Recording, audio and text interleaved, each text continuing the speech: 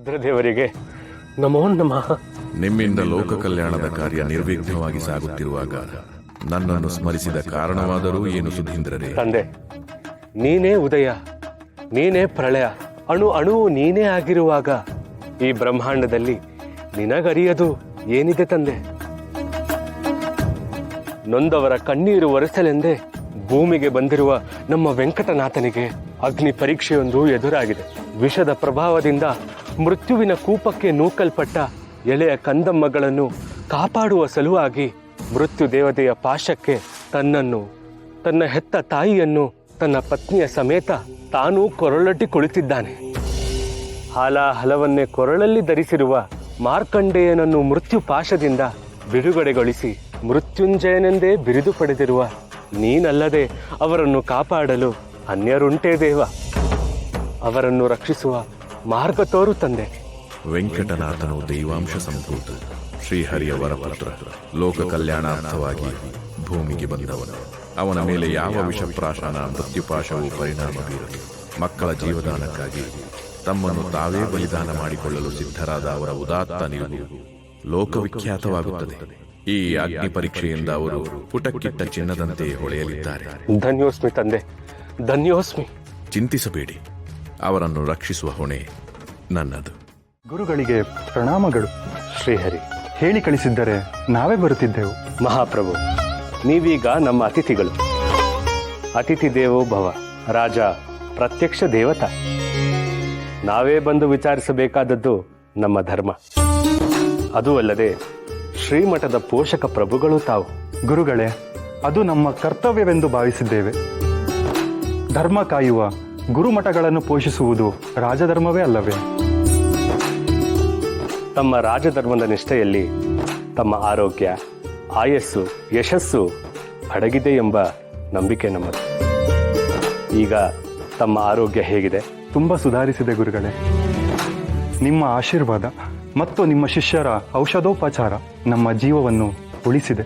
ಜೀವ ಉಳಿಸಲು ನಾವೆಷ್ಟರವರು ಪ್ರಭು? ಹುಟ್ಟು ಸಾವುಗಳ ಕರ್ತೃ ಭಗವಂತನಾದ ಶ್ರೀಮನ್ನಾರಾಯಣ. ನಾವು ಕೇವಲ ಸೇವಕರಷ್ಟೇ. ಆದರೂ ನಿಮ್ಮ ಶಿಷ್ಯರಲ್ಲಿ ಅಪಾರ ಜ್ಞಾನವಿದೆ ಗುರುಗಳೇ. ಅವರ ತಾಳ್ಮೆ, ಆಲೋಚನೆ, ಉಪಚಾರಗಳು ನಮ್ಮನ್ನು ಸಂತೃಪ್ತಗೊಳಿಸಿದವು. ಅವರೇ ಮುಂದಿನ ಪೀಠಾಧಿಕಾರಕ್ಕೆ ಅರ್ಹರೆಂದು ನಮ್ಮ ಅಭಿಪ್ರಾಯ. ನಿಮ್ಮ ಅಭಿಪ್ರಾಯವನ್ನು ನಾವು ಗೌರವಿಸುತ್ತೇವೆ ಮಹಾಪ್ರಭು.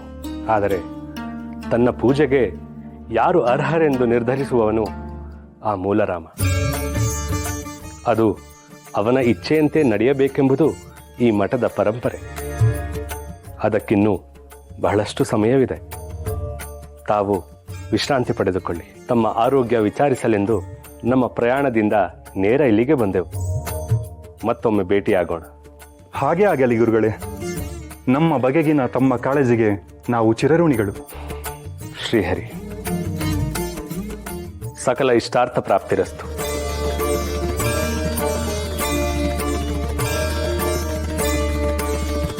ನೋಡಿ, ಈಗ ನಾರಾಯಣಾಚಾರ್ಯರು ಬರ್ತಾರೆ. ನಾನು ಹೂ ಅಂದ್ರೆ ನೀವು ಹೂ ಅನ್ಬೇಕು, ನಾನು ಊಹು ಅಂದ್ರೆ ನೀವು ಊಹು ಅನ್ಬೇಕು. ನಾನು ಅವ್ರ ಕಾಲಿಗೆ ಬಿದ್ದು ನಮಸ್ಕಾರ ಮಾಡಿದ್ರೆ ನೀವು ನಮಸ್ಕಾರ ಮಾಡ್ಬೇಕು. ನಾನು ಅವ್ರಿಗೆ ಕೈ ಎತ್ತು ಮುಗಿದ್ರೆ. ಇದೆಲ್ಲ ಗೊತ್ತು ಆಚಾರ್ಯರೇ, ಮುಂದೆ ಹೇಳಿ.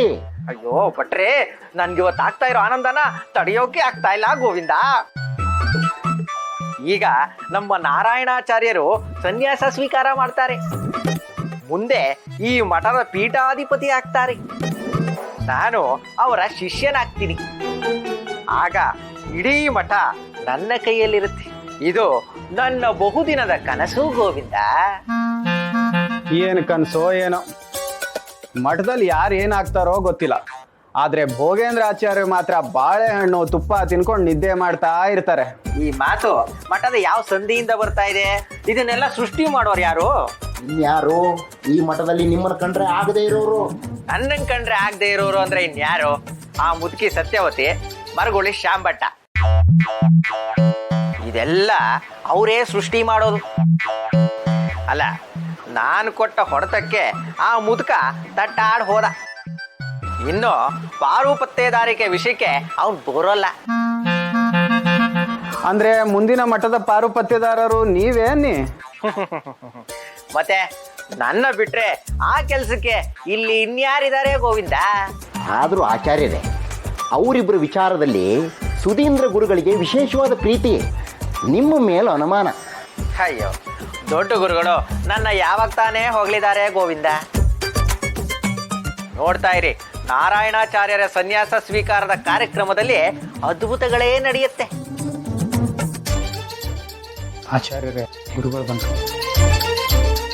ಗುರುಗಳೇ, ಹೇಳಿ.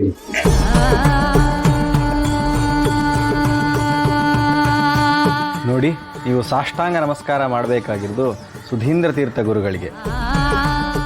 ನನಗೆ ಕೈ ಮುಗಿದು ನಮಸ್ಕಾರ ಮಾಡಿದರೆ ಸಾಕು. ಆಹಾ, ಎಂತ ಮಾತು ಗುರುಗಳೇ! ಈಗ ಸನ್ಯಾಸತ್ವ ಸ್ವೀಕಾರ ಮಾಡ್ತಾ ಇದ್ದೀರಿ, ಮುಂದೆ ಮಠದ ಪೀಠಾಧಿಪತಿಗಳಾಗ್ತೀರಿ. ನೀವು ಪೀಠಾಧಿಪತಿಗಳಾದ್ಮೇಲೂ ನಾವೇ ನಿಮ್ಮ ಶಿಷ್ಯರಾಗಿರ್ಬೇಕು ಅನ್ನೋದು ನಮ್ಮ ಮಹದಾಸೆ ಅಲ್ವೇ? ನೋಡಿ, ಇನ್ನು ನೀವೇ ಏನೇನೋ ಕನಸು ಕಾಣಬೇಡಿ.